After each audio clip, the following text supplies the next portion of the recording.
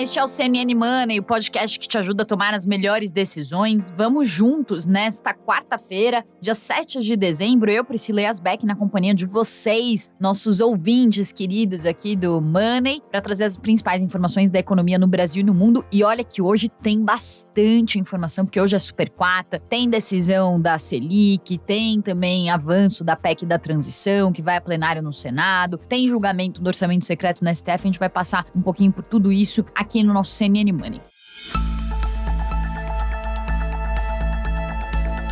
Começando pela PEC da transição, porque teve votação importante, a proposta passou na Comissão de Constituição e Justiça do Senado. Lembrando que essa proposta é aquela proposta que é feita para mudar a Constituição e, com isso, conseguir acomodar e pagar um Bolsa Família de R$600 no ano que vem, já que, pelas regras atuais, não seria possível fazer isso, porque o teto de gastos impede que as despesas subam acima da inflação. Então, não seria possível pagar um auxílio de R$600, porque isso não cabe no orçamento de acordo com as despesas atuais e com tudo que já está previsto para o orçamento de 2023. O que caberia seria um Bolsa Família de R$400, como as promessas de todos os governos eram de colocar um Bolsa Família de R$600, inclusive do governo eleito de Lula. Eles estão fazendo essa discussão toda de mudar a Constituição com uma PEC, uma proposta de emenda à Constituição, para conseguir fazer frente a esse gasto. Qual que foi a grande novidade ontem? O texto não prevê mais que o Bolsa Família vai ficar fora do teto de gastos. Ele fica dentro do teto de gastos e se aumenta o nível do teto de gastos, como se você fizesse ali um puxadinho em cima do teto de gastos. Mais uma vez, foram 5 furos do teto de gastos no governo Bolsonaro, a gente já está indo para o 6º. É por isso que o pessoal fala que essa regra do teto de gastos, na prática, não funciona. Então, aquela questão de ter um extra-teto, ou a chamada excepcionalização do Bolsa Família, isso ficou de fora. E aí a ideia da PEC, do texto que foi apresentado ontem, o parecer que foi apresentado pelo relator Alexandre Silveira, é justamente deixar o Bolsa Família dentro do teto de gastos. Isso é importante porque havia uma visão de que com o Bolsa Família fora do teto de gastos, não teria amarra para o gasto público subir. Dentro do teto de gastos, por mais que os gastos aumentem, eles ficam ainda amarrados a uma regra fiscal, enquanto outra regra não é colocada. Esse é um ponto. Outro ponto muito importante, o valor. Estava previsto na proposta original em R$200 bilhões, foi desidratado, como já era esperado, para R$168 bilhões. São R$145 bilhões referentes ao Bolsa Família e mais R$23 bilhões que são destinados a investimentos com recursos provenientes de receitas extraordinárias. Então, de 200 foi para cerca de R$170 bilhões. Esse valor ainda pode mudar nas próximas etapas. Hoje vai a plenário no Senado, depois passa pela Câmara e o prazo é curto. Tudo tem que ser aprovado até o dia 16 de dezembro, antes do recesso parlamentar. Então, falei sobre ficar dentro do teto de gastos e não extra-teto, não tem a excepcionalização, isso diminui um pouco do risco fiscal, traz mais amarras. Também a questão do valor, de fato, foi desidratado, talvez não tanto quanto esperado, mas foi um pouco. Essa notícia da desidratação do valor veio depois do fechamento do mercado, então o mercado já subiu com a notícia do Bolsa Família dentro do teto, com o valor menor, deve subir um pouco mais ainda hoje, essa expectativa. Tem uma outra questão também, a regra que vai reger as nossas contas públicas daqui para frente. Aquela crítica de que, estão aumentando o gasto, propondo a PEC, mas sem colocar um novo arcabouço fiscal, já que tá meio que certo que o teto de gastos não existe mais. O que mudou ontem foi que se colocou ali uma previsão de que até agosto de 2023, uma nova regra fiscal tem que ser colocada. É menos mal do que não ter nenhuma previsão de que nenhuma regra precisa ser colocada. Pelo menos agora tem ali um prazo de que uma nova regra fiscal vai ser colocada, e isso traz também, claro, um veredito de que o teto de gastos não existe mais, né? Quando eles falam que uma nova regra vai ter que ser pensada, é meio como se eles estivessem admitindo que não tem mais o teto de gastos. Esse é um terceiro ponto. Uma outra questão também é o prazo, né? Então, a PEC, ela prevê esse adicional dentro do teto para o Bolsa Família para 2023 e 2024, então é um prazo limitado, que já era esperado também, porque é aquela questão de que o Congresso não ia dar de mão beijada, uma PEC permitindo o Bolsa Família ali, fazer gasto pelos 4 anos do governo Lula, tranquilão, não. O Congresso ia falar, não, período é limitado porque a gente precisa de poder de barganha aqui mais pra frente. Então, ficou o prazo em 2 anos. E aí tem 2 pontos, pessoal, que eu queria chamar a atenção aqui. Talvez você já tenha escutado várias notícias da PEC ontem, e esses 2 pontos são muito importantes. Um ponto é a menção no texto da PEC à teoria monetária moderna, que é uma teoria muito criticada por economistas. Tem outros que acham que faz sentido, mas por economistas que são mais liberais, né? Então, de novo, aquela discussão sobre economistas que acreditam que gastar mais pode gerar crescimento, e aqueles que acreditam que gastar mais acaba gerando problemas, aumento de percepção de risco, juros, inflação, e no fim das contas pode ser ruim. Então, essa menção, essa teoria, basicamente ela diz o seguinte: quando um governo gasta mais dinheiro, isso gera crescimento, né? Sem ressalvas de como esse aumento de gasto pode trazer outras consequências. E esse é um ponto. O outro ponto é que a nova regra fiscal, que eles definiram que tem que ser discutida até 2023, deve ser discutida por lei complementar. Isso o Geraldo Alckmin já tinha falado que podia acontecer. E o que isso significa? Que a discussão não vai ser via PEC ou no nível constitucional, dentro da Constituição. Vai ser uma discussão via lei complementar. Então vai ser uma discussão fora do nível constitucional, o que de certa forma também traz uma fragilidade maior, porque é mais fácil mexer numa lei complementar do que mexer na Constituição. Então essa nova regra que vai ser criada, ela vai ser criada dentro de um arcabouço ali, que vai ser um arcabouço do ponto de vista jurídico mais frágil do que se fosse uma discussão feita no nível constitucional. E eu conversei com o Gabriel Barros, que é economista da Rio Asset, justamente sobre esses dois pontos, tanto sobre a menção à teoria monetária moderna, por que isso incomodou tanto, e a questão da previsão de discussão do novo arcabouço fiscal via lei complementar. Vamos ouvir. Incomodando porque essa menção à teoria monetária moderna mostra que a cabeça, o mindset da equipe que formulou essa proposta é muito ruim. Uma cabeça, digamos assim, ancorada no que há de pior, do que deu errado na literatura internacional, na experiência internacional, que mostra de que é um pouco daquela mensagem de que gasto é vida, né? Que a gente consegue resolver todos os problemas da economia simplesmente aumentando o gasto do governo. E não é assim, né? A gente sabe que existem pré-condições para que expansões ou contrações fiscais deem certo. Então essa menção à teoria monetária moderna ela é muito ruim porque mostra uma sinalização de que o mindset, né, a posição mais ideológica, digamos assim, está dominando o centro dos debates, né, dessa PEC. E outro ponto, o fato de ser via lei complementar, no fundo eles estão sinalizando que vão acabar com o teto de gastos, né, de forma antecipada, eles já decretaram a morte do teto de gastos, só que não houve nenhuma proposta do que vai ficar no lugar, né? Qual que vai ser o arcabouço que vai substituir o teto de gastos. E eles já sinalizaram, sendo lei complementar, que esse novo arcabouço não vai estar na Constituição, como o atual. E isso gera um debate sobre o enforcement desse arcabouço fiscal, o quão restritivo e o quanto de credibilidade ele gera para que o mercado consiga fazer conta e acreditar que esse futuro arcabouço fiscal vai ser suficiente para entregar uma trajetória de sustentabilidade das contas públicas. Então, por lei complementar, o mercado começa a refletir sobre o quão crível vai ser esse plano fiscal, dado que ele tem um enforcement menor, pode ser mudado a qualquer momento, porque é lei complementar e não uma emenda constitucional. O Gabriel Barros também fez um estudo que foi publicado no IBRE, né, no Instituto Brasileiro de Economia, lá da FGV, que eu recomendo super a leitura. Vou tentar aqui achar o título. Plano Verão ou RV Fiscal, tá no blog do IBRE, se vocês pesquisarem com esses termos, vocês devem achar. Que mostra o seguinte, que de acordo com a literatura econômica, com vários estudos, e aí ele cita especificamente cada estudo renomados, mostram o seguinte, que dependendo do ciclo econômico do país e dependendo do nível de endividamento dessas duas variáveis, a expansão fiscal, o aumento de gasto pode ter consequências diferentes. Então, o que significa isso? Se o endividamento do país for alto comparado aos seus pares, se ele aumenta gasto, isso gera mais risco para o país, acaba batendo nos juros, abate na inflação, e isso acaba trazendo, então, esse risco inflacionário, que é o que a gente vem falando aqui. Mas ele adiciona um outro ponto nesse estudo dele. Ele fala que, além dessa questão do endividamento, tem uma outra questão que define se o aumento de gasto pode gerar inflação ou não, que é o ciclo econômico, o momento que o país está do seu ciclo econômico. Então, o que ele diz? Que existe um crescimento potencial para a economia, né? Um crescimento ali que mostra que a economia está girando ali de uma forma aquecida, né? Ou que está girando dentro do seu potencial. E ele calcula que o crescimento potencial para o Brasil é de 1,5%. Só que a nossa economia deve crescer 3% nesse ano. Então, o que ele diz? Que a gente está crescendo acima do nosso potencial. Então, esse crescimento acima do potencial e com o endividamento alto acaba fazendo com que o nosso aumento de gastos gere mais inflação, que é diferente de quando a economia está rodando abaixo do seu potencial, ainda não está com o mercado tão aquecido, o mercado de trabalho também não está tão forte, então um estímulo, um aumento de gasto acaba não se revertendo necessariamente em inflação. E ele explicou esse estudo, vamos ouvir. O ponto de partida faz toda a diferença. O exemplo da pandemia é muito bom, porque a economia estava em recessão por conta do choque da pandemia, teve uma expansão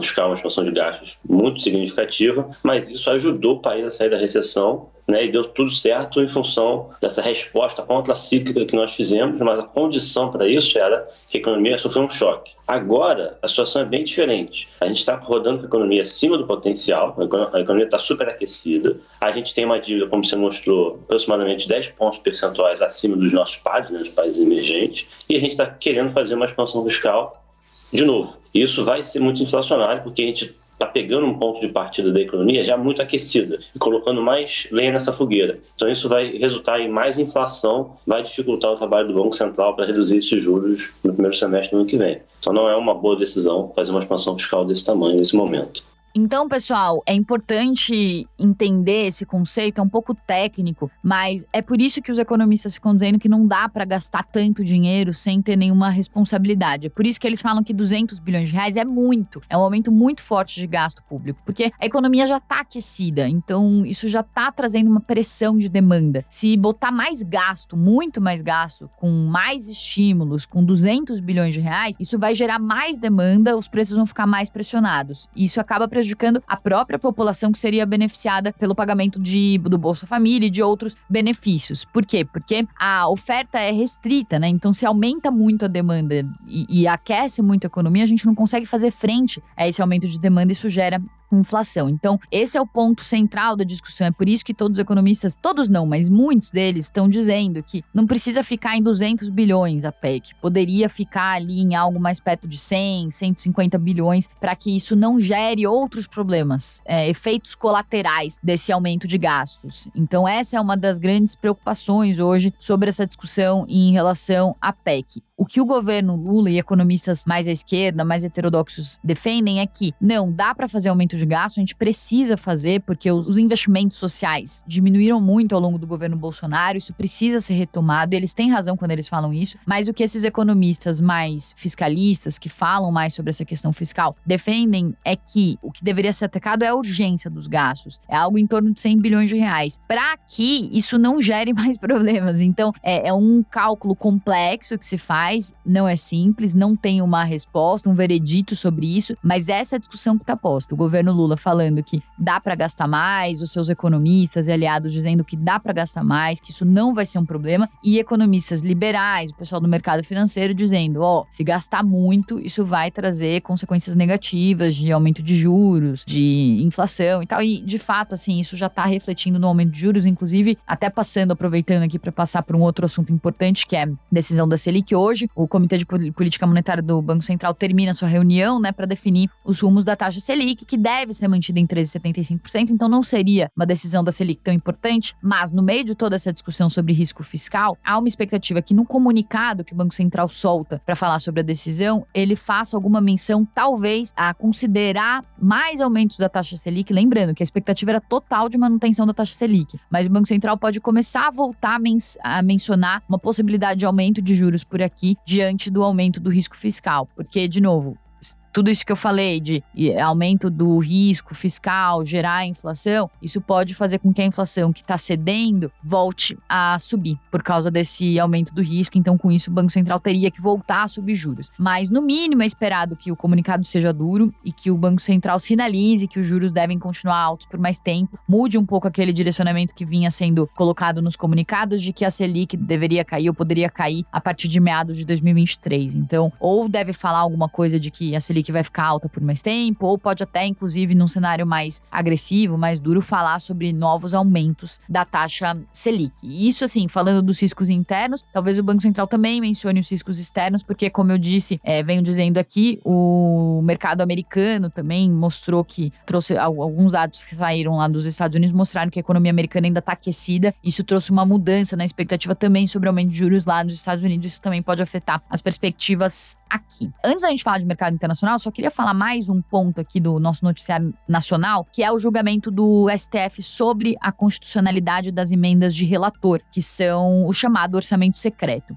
Que é isso? Eu conversei com o professor Gustavo Sampaio, que é professor de Direito Constitucional da UFF, especialistíssimo no assunto, e aí ele trouxe aqui um panorama que eu quero trazer para vocês, que é, o que é, para começar, o orçamento secreto. O orçamento secreto, ele corresponde, o nome técnico do orçamento secreto são as emendas gerais de relator. Então, o que é isso? Antes, a prerrogativa de definir onde vão as verbas era só do executivo, o legislativo, o Congresso ia lá e aprovava as contas. Só que com o passar dos anos, nos últimos anos, foram crescendo dentro do orçamento, foi crescendo o espaço para as chamadas emendas parlamentares, que são aquela parte do orçamento que é definida para que os parlamentares repassem essas verbas para os seus redutos eleitorais, para obras, etc. Aí tem as emendas individuais, são as emendas que cada parlamentar recebe ali, que são individualizadas por parlamentar.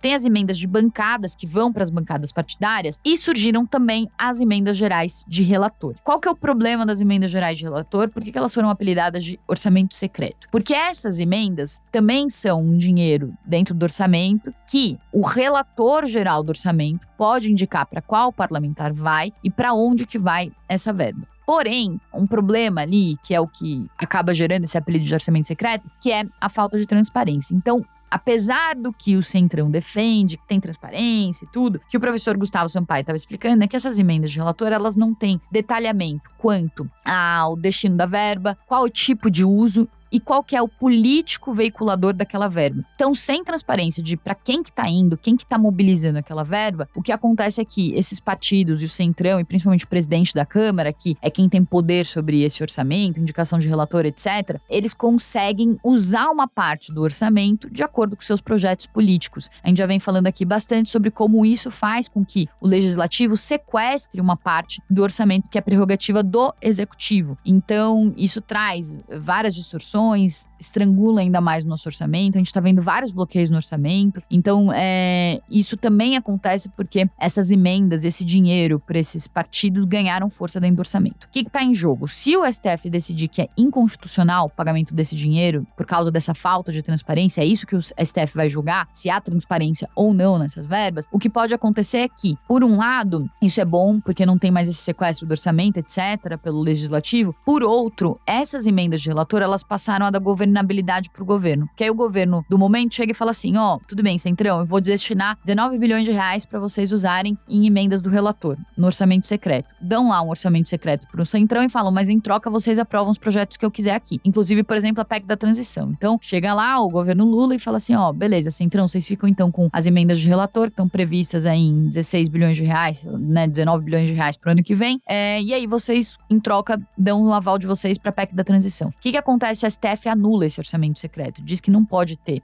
Aí acontece que tem que ter transparência para esse dinheiro, pode dizer, agora, a partir de agora tem que ter transparência nesse dinheiro, e aí ele perde o seu sentido, né? Perde a função que existia até o momento de eles poderem fazer essas destinações dessa verba sem ficar claro de para onde vai, para qual que é o reduto político que vai. Então, o que acontece é que esse poder de barganha que o executivo tem sobre o Congresso para fazer uma moeda de troca, ele acaba se esvaindo, ele acaba sendo excluído, né? Não existe mais. Então, isso pode afetar a governabilidade. E afetando a governabilidade, isso também pode afetar decisões e rumos da política e da economia, como a própria PEC da transição. Então, há uma incerteza muito grande do que pode acontecer e dos desdobramentos dessa discussão. Tem também o Congresso se articulando já para conseguir alternativas ao orçamento secreto, que a expectativa é que o STF derrube o orçamento secreto. Então, a ver como que isso fica, mas é algo que afeta e que mexe, impacta em cheio a governabilidade e esse poder de barganha que o executivo tem com o Congresso. Então é um assunto importantíssimo que também vai ser julgado hoje. Só para finalizar aqui nosso CNN Money, passar pelos mercados internacionais, lá fora as bolsas tiveram um dia de queda ontem, inclusive uma semana difícil para os mercados, porque justamente saíram os dados de serviço do ISM nessa semana, payroll, dados de emprego na sexta nos Estados Unidos, trouxeram uma reversão da expectativa de desaceleração de juros nos Estados Unidos, porque são dados que vieram fortes, mostram a economia americana aquecida e mostram que talvez o Fed não possa pisar tanto no freio como estava esperado, vai ter que ainda ser agressivo com juros para conseguir baixar a temperatura da economia americana. Isso gera uma expectativa de juros ainda altos no resto do mundo, economias esfriando e um temor muito forte de recessão. E aí ontem, Goldman Sachs e JP Morgan,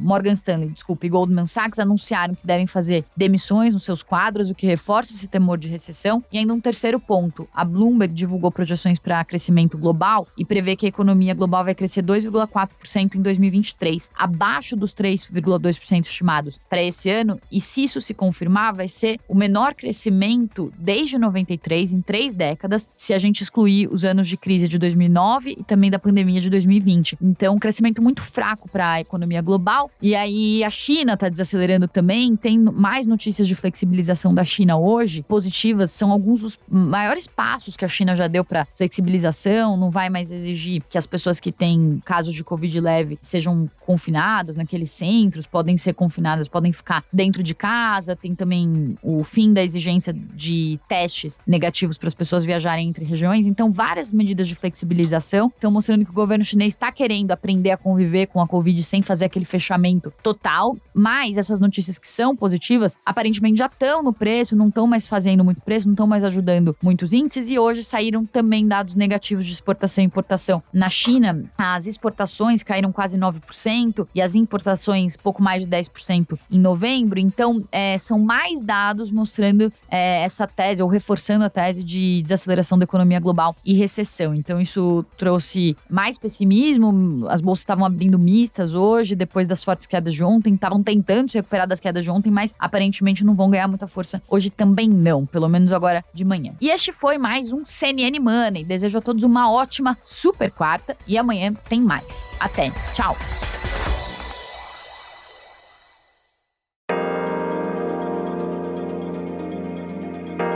Com apresentação, pauta e coordenação editorial de Priscila Yasbeck, este podcast é produzido pela CNN Brasil com edição da Maremoto. Produção, Larissa Coelho e Tamara Nassif. Edição e sonorização, Felipe Gomes. Coordenação técnica, Paula Weinberg e Felipe Gomes. Coordenação de produto, Verônica Schneider. Você também pode ouvir o CNN Money no site da CNN Brasil. E aproveite para conhecer os nossos outros programas em áudio. Acesse cnnbrasil.com.br/podcasts.